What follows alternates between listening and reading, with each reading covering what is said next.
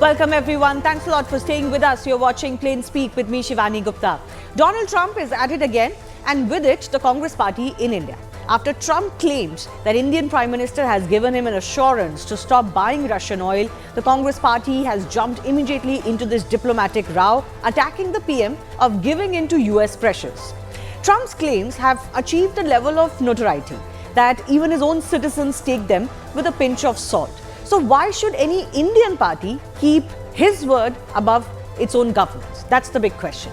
After all, there have been no proofs from the US administration to substantiate any of Trump's claims on either India-Pak ceasefire mediation or now import of Russian oil.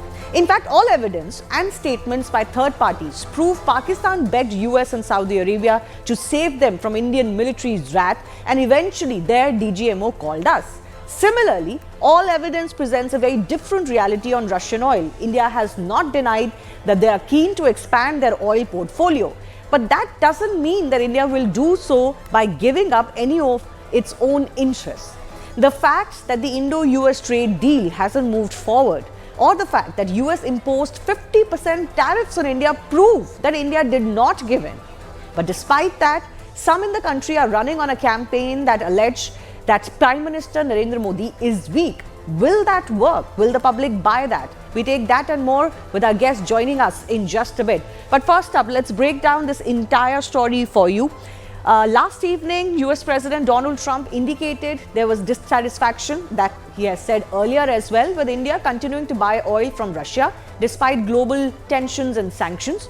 Now, India has responded by emphasizing that its decisions are driven by national interest. Russia too has supported India's stance, affirming that India's choices align with its own sovereign interests. So what else did Trump say? He claimed Prime Minister Narendra Modi personally has assured him that India will stop purchasing Russian oil. Where did this claim come from? Frankly, even nobody in the US will be able to tell you. India has countered that firmly, clarifying that their import policies are based on securing energy needs, not political promises or any diplomatic assurances. Russia has reiterated this earlier today, that their ongoing energy cooperation respects and supports India's priorities. Trump also said that even if India hasn't stopped now, it will do so in the near future. India has stated that its focus is on maintaining energy supply stability and price stability. That is what is guiding our purchases. Russia has also criticized tariffs and sanctions as resistance to a multipolar world order. However, figures put the entire debate over Russian oil into crucial perspective by exposing the West. It has done so in the past when they were blaming India inordinately as far as Russian oil imports were concerned, and now when they're claiming that India is stopping its Russian oil imports. So what does the data show? That China is still overwhelmingly the dominant customer as far as Russian crude oil is concerned, spending about 5.5 billion euros on Russian fossil fuels. India is the second largest buyer at 3.6 billion euros. This list also includes Turkey at 2.6 billion euros, and even the European Union, mind you, a body which has imposed significant sanctions, it is still spending €1 billion as far as buying Russian energy is concerned. So there is obviously duplicity and hypocrisy on both counts. But let's break this down as far as India's oil procurement trend from Russia is concerned, because the suggestion by some is if we were buying earlier, we have actually taken it down a notch. But is that the truth? You look at the trend over the past 4 months. India's share of Russian oil imports saw a sharp decline of about 10 points from June, which was around 44.7%, to 34% by July itself, right? This is the percentage of Russian oil which is part of Indian imports. Russia's share as far as Indian oil imports are concerned.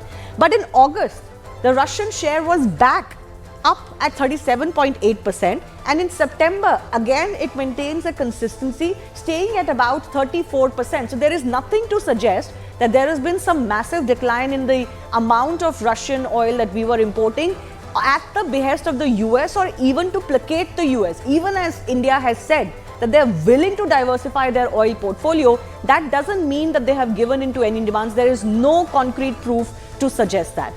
So is there any merit in Trump's claim, a look back at President Trump's statements on key policy issues reveal that there's a consistent pattern of exaggerations. That's what he is known for. Donald Trump is known for his hyperbole, for making statements that really cannot be verified or statements that are absolutely untrue. So firstly, the recent remark regarding energy imports by India. Trump claimed Prime Minister Modi has agreed to stop Russian oil. The reality is that India continues to buy a substantial amount of Russian crude, and there has been no official pledge that has ever been made by India. On foreign policy, for example, Trump asserted that his tariff threats on India and Pakistan forced both of them to halt their recent conflict. He had claimed that US mediated it and then claimed that tariff was one of the reasons. But this has obviously been firmly denied by India. It also, of course, shows the fact that India has not bent, given that Donald Trump eventually ended up slapping high tariffs on India, which means that India did not relent. Concerning US energy independence itself, Trump has repeatedly claimed that US no longer needs foreign oil since it is totally energy independent. The fact is that US remains a net energy importer, maintaining a dependence on Canadian, Mexican, Middle Eastern crude oil as well.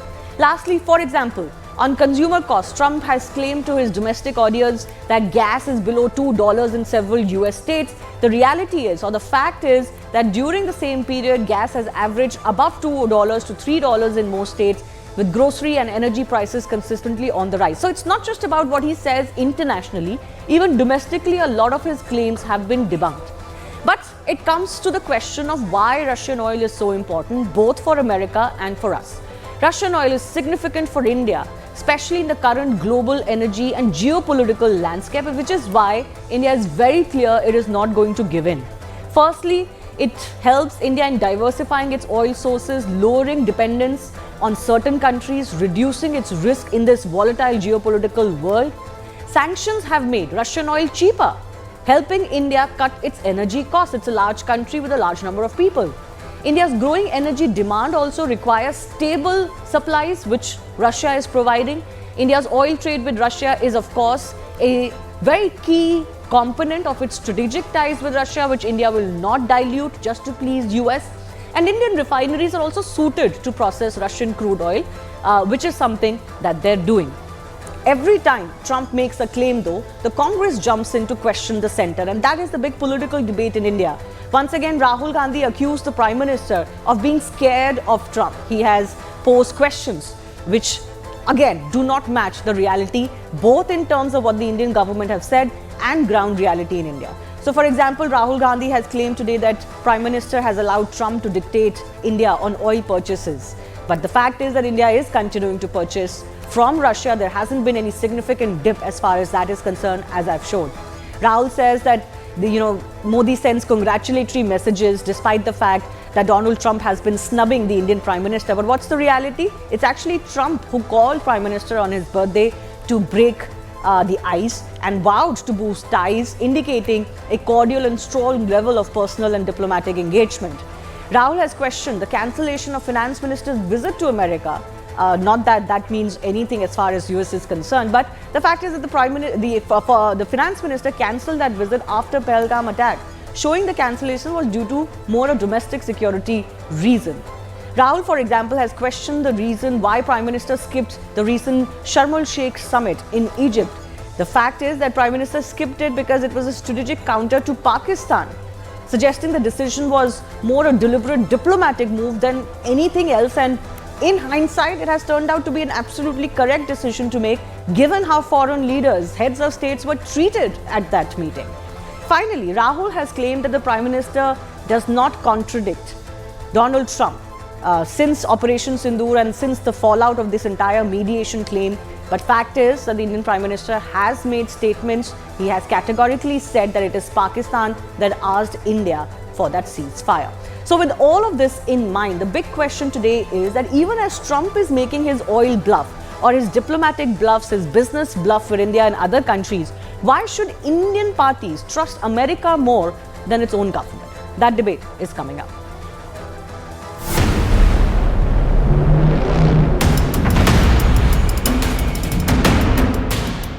He's assured me there will be no oil purchased from Russia.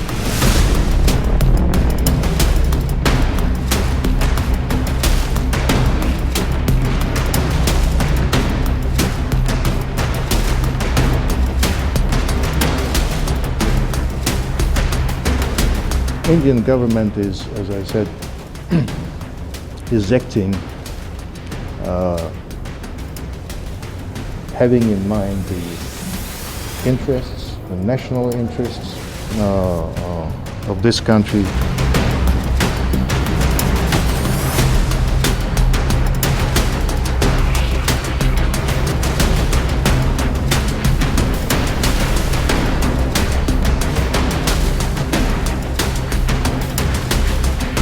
मुझे आश्वासन दिया गया है कि भारत रूस से तेल नहीं खरीदेगा। प्रधानमंत्री चुप हैं।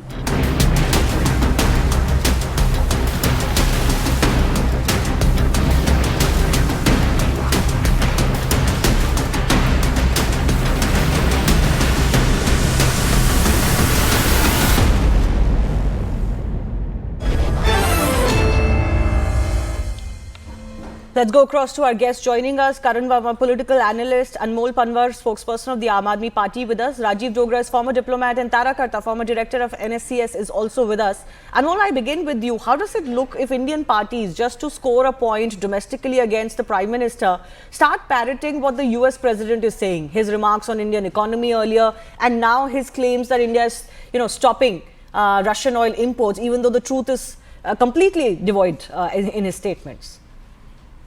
Shivani ji, good evening. In diplomacy, words matter, but sometimes what's left unsaid matters even more. And right now, our Prime Minister Narendra Modi ji's silence sounds dangerously like surrender.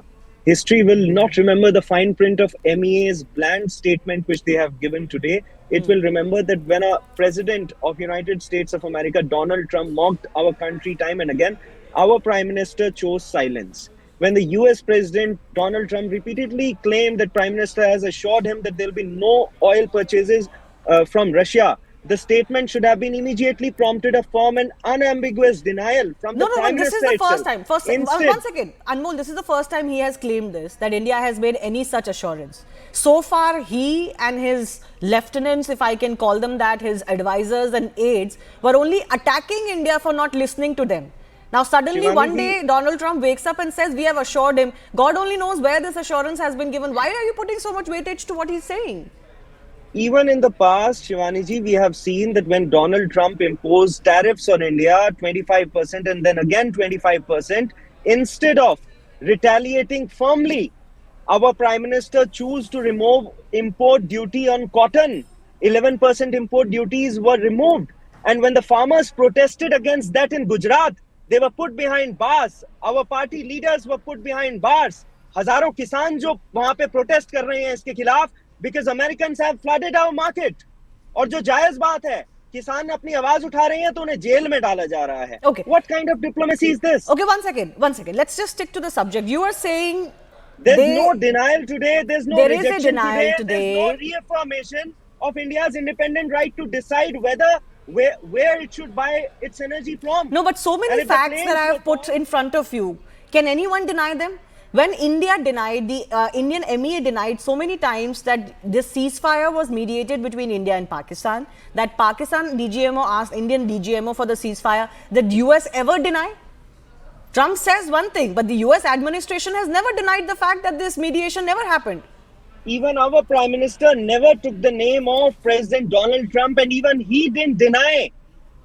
We asked him even in the parliament session, कि आप बोलिए कि उन्होंने cease fire नहीं कराया था, लेकिन Donald Trump का नाम नहीं लिया गया. पता नहीं ऐसी क्या दुखती डोनाल्ड ट्रंप का नाम नहीं लिया जाता, वो नाम तक नहीं लेते.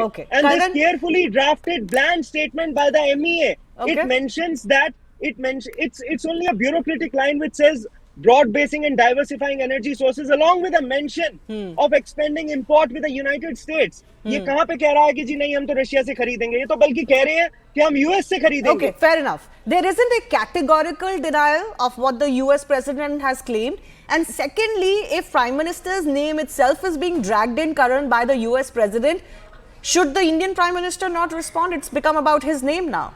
It's actually become he said, she said, unfortunate. But then how do we tackle this if the US president is naming Indian Prime Minister? So, Shivani, at the outset, that's not how mature democracies behave. If Donald Trump, a known loudmouth, who happens to call Canada as his 51st state, if he's behaving in this irrational manner, doesn't mean we have to reciprocate and match up to him. That's not how mature democracies work. They work in a seasoned fashion. We have given retaliatory tariffs on steel and aluminium at the WTO level. We did not open up our dairy sector for them. We don't have to rub their nose in the mud every time when a negotiation is going on. Our actions speak louder than words, and that's precisely what this government has done. You ran an entire package at the beginning where we've not succumbed to any of this. Had we succumbed, we would have had a trade deal by now. Yes. That's a fact. Even for cotton, we've extended a deadline using it as a negotiation tactic till 31st December 2025. That's how democracy, that's how diplomacy works. We don't have to call out every Trump lie here if we want to make a deal at the end of the day with him. They are our largest trading partner. Yes, they've had a trade deficit with us. So we have been the benefactor in that sense, and we have to admit that. Having said that, yes, in the past also and going forward also, there have been times when we've revised our energy requirements from different countries. For example, with Russia, it was 40% last year. This time it's 36% of our requirements. With the US, it went up 6.8%. That doesn't mean we are going to stop buying from Russia.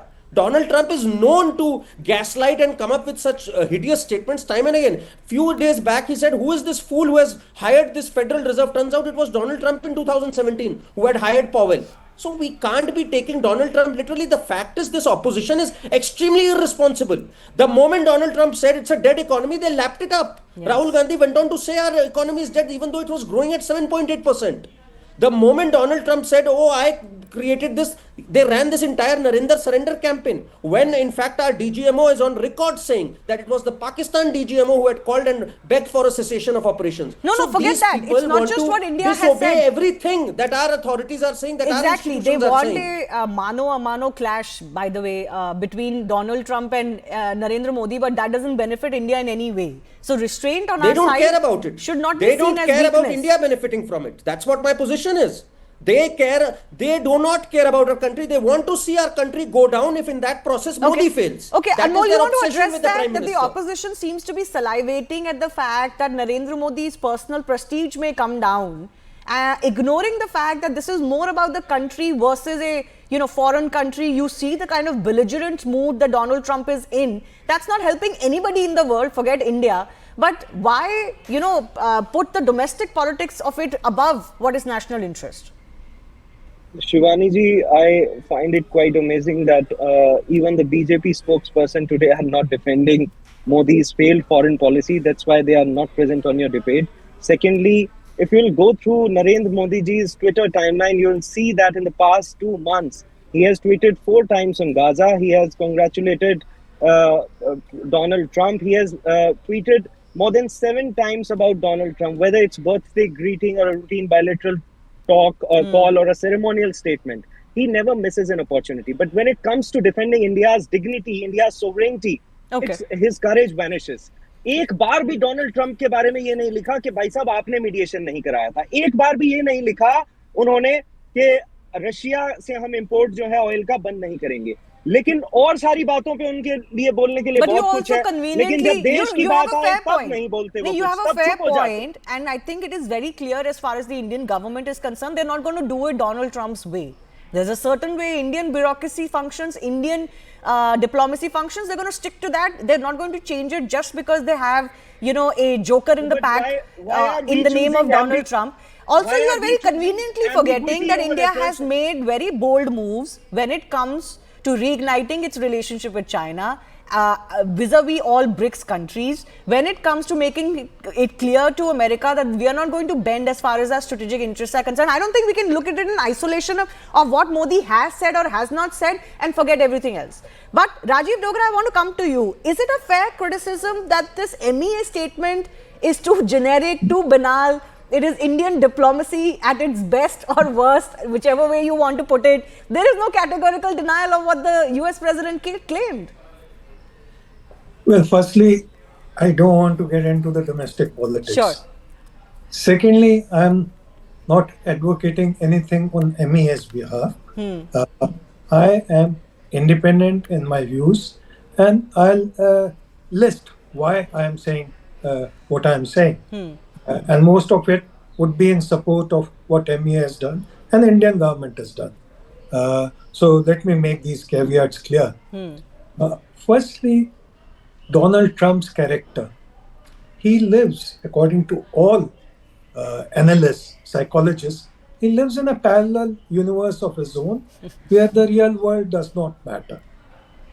Others' truths are lies for him.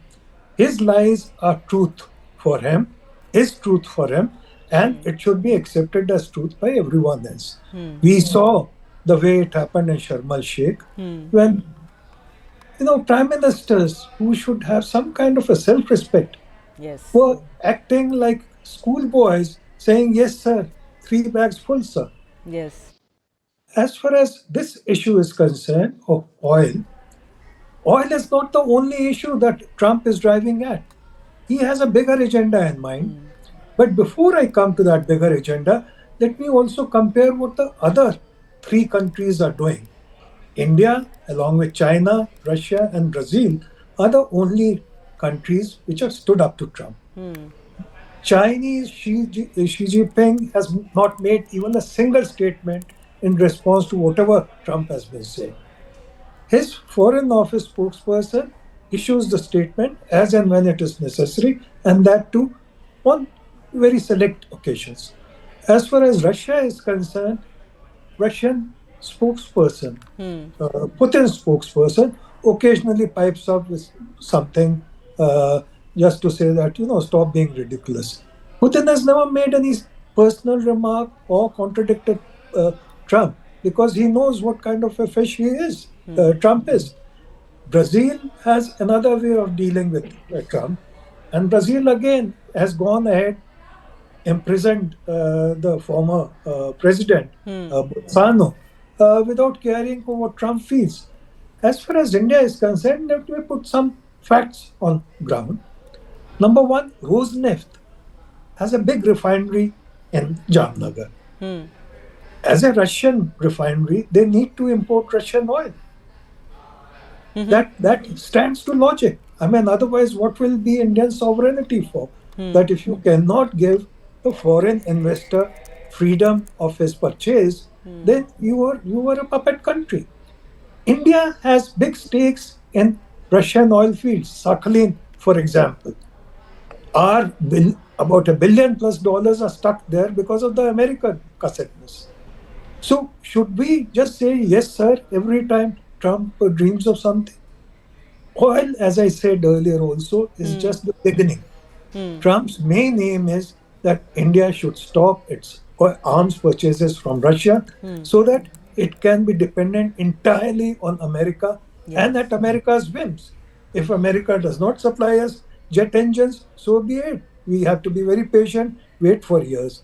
If America decides that even the aircrafts that it supplies should not have the full data, the secret data that is normally transferred with India, so be it. So if we just go down Trump's path, then we will go down the tube. And let me quote what major wise men of the world are saying, especially Warren Buffett. 2 days back, he said, if we keep going this way, the world will be in a bigger financial mess than in 2007, 2008. So I think India has handled Trump very well. And I'll give you an example of how India has handled. If there's a beehive, what do? Do you go and poke into it? Then you're inviting death. If you go anywhere near it, the bees will buzz you, which is exactly what Trump is doing. He'll keep on buzzing you till you react. India should not react, especially not at the political level. Neither at Prime Minister's level nor at Foreign Minister's level. Occasionally, India should set the record straight through the spokesperson, whose job it is to set the record straight. Okay. And I think India has done very well on that. Okay. Tarakata, we've discussed this many times before. It's not ending. It doesn't look like as long as Donald Trump is the American president, it's going to end, regardless of what is the relationship between India and US. It may not be at its best, but you look at countries where there is a good relationship, at least on surface, and you see other world leaders also just kind of biting their lip or, kind of just grinning as Donald Trump makes them look like fools or children. At least the Indian Prime Minister, either by his absence at Sharm el-Sheikh or by the fact that he's not engaging in this verbal war of what you said versus what I said, is, staying away from that sphere of Donald Trump's, maverick way of functioning. Absolutely, Shivani. I would not at any time like my Prime Minister be standing behind the President Trump and sort of nodding his head. That is not how I would want a Prime Minister of mine, regardless of whether it's Congress or BJP. I don't care. I don't want my person going there. Number two is, I would advise Rahul Gandhi to go and fill up his car with petrol once in a while. Because what is interesting is when Ukraine war started, the price of petrol shot up. After that, because we were refining, we managed to stabilize that price to such a degree over the next 3 years. It's remained static. And that is what Modi has done for the Indian consumers. And that is his job, to make sure that we are not hit by inflation, and we were not. So I don't, even I think in fact Trump also said, I know he has a country to govern. This is the bottom line. Go and fill up petrol and see what it costs. Number three, the fact that Trump has actually never said anything directly against Mr. Modi. He always says he's a great leader, and all that. So he knows where to stop. That is, so there is, and lastly, I think Ambassador Dogra put it very well. Why would I want to go and, talk about everything that he says? I have to react. There is no need. But Tarakarta, Donald Trump advertently or by mistake or deliberately, he has said, Prime Minister Modi has assured me, right? He could have said, India has assured us. He could have said, we have discussed this on the negotiating table. He didn't say that. He said, Prime Minister has assured me. So he did drag in the Indian Prime Minister's name. He also said that we have Prime Ministers every year. So clearly in that same statement, he said that. He says India keeps changing its Prime Ministers. So I think he's getting mixed up between Pakistan and India. He doesn't. So there is one thing, however, in a term of realism, one thing we should realize is, because of the sanctions, a lot of oil is now coming on what you call ghost ships, different flagging. So the oil price, Russian oil price, is steadily going up. It may make sense. We will buy wherever the market is cheaper. So I think you are already from other sources. That is a natural thing that companies will do. And finally, the fact that one refinery, which I will not name, the US is the fourth largest buyer from that refinery of oil. So what sort of stuff is this? Yeah. No sense. No, so it has gone from that hypocrisy and duplicity of, just hammering India on buying Russian oil to now suddenly, when they realize possibly that it's not going their way, attacking India, and that duplicity was being questioned back home in America, that why are you singling out India? Now they've gone another route. We've seen the breaking of ice that Trump attempted, and now suddenly they want to skirt this issue by saying, no, we've settled it. India has promised us that they're not going to buy Russian oil anymore. But the truth is completely different from that. Anmol, I want to just bring it back to why this issue is being dragged on in India. Is it because it also shows in some senses that the opposition is devoid of any real issues to attack the Narendra Modi government? Why don't you criticize them on things that are indeed, maybe not as well as they should be? I mean, this is not an area to attack Narendra Modi on, because the public, even the simplistic public on the ground, is understanding what is happening and that India is not bending to US. There's no proof that it has bent to US. There's ample proof that our Prime Minister has bowed down before the US. He never issued a clear statement that it was not Donald Trump who mediated between India and Pakistan. In fact, the US President was the first one to tweet about the mediation. Secondly, despite imposing heavy tariffs on India, 50% tariffs on India, it was our Prime Minister who, instead of retaliating firmly, he removed the 11% cotton import duty, affecting millions of farmers. Okay, you said that. Now, instead of our MEA, instead of choosing assertion, they have chosen ambiguity. ambiguity. True Okay, diplomacy Karan, requires would this clarity. hurt True Narendra diplomacy Modi's requires image? clarity, not At the end of the concealment. day, already possibly some dampener has come on his relationship with certain leaders, particularly Donald Trump, the bonhomie that we used to talk about. Will this hurt Narendra Modi's image of a strong diplomatic leader? Well, it's not hurting his image. You know, Shivani, the problem with our good friend, our AAP spokesperson, is that you'll remember there was a time when Arvind Kejriwal was obsessed with Prime Minister Modi. He used to utter his name in every press conference, every utterance. The Prime Minister never ever mentioned his name. And look what happened. Today, Arvind Kejriwal is reduced to irrelevance. He even lost his seat. So this is how this Prime Minister works, and this is how strength truly works. You answer through your actions. You don't really need to resort to name calling. Okay. But it's difficult for someone coming from AAP to comprehend that. That's what I feel. You resort to voter manipulation. You resort to stealing elections on camera. This Don't is have this time is for how that you debate operate. today, but I do thank all of our guests for joining us. This continues to be our big focus, but time for a very short break. On the other side, we'll get you what else is a matter of concern for India, and that's the conflict between Pakistan and Afghanistan.